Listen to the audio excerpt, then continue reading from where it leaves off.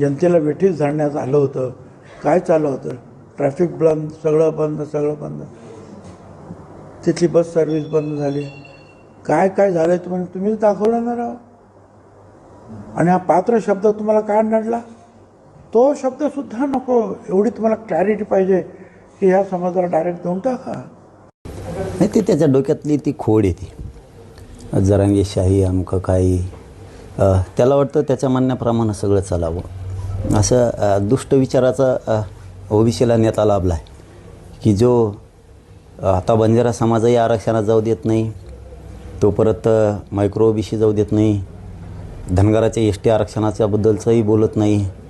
फक्त वेगळे चॉकलेट देऊन नेते वेगळ्या कामाला लावले.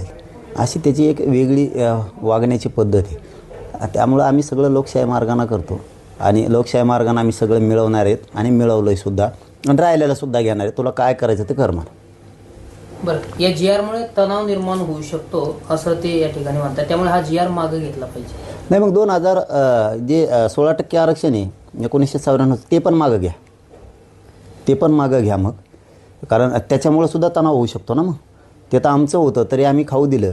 आता हे तर हे जी आर आमच्या हैदराबाद गॅजेटच्या नोंदीच्या आधारे काढला आहे आणि बाकीचे जी आर कुणाला आधारही दिलेला नाही. 180 जातीच्या 450 जाती झाल्या कशा हे सुद्धा सरकारनं मराठ्यांना आता सांगणं मग गरजेचं आहे. जर आता छगन भुजबळला ओबीसीचं वाटोळंच करायचं त्याने जर ठरवलंच तर मग मराठ्यांना, दलित मुस्लिमांना, आदिवासीला, आम्हाला ह्या लोकांना माहिती पाहिजे आता की एक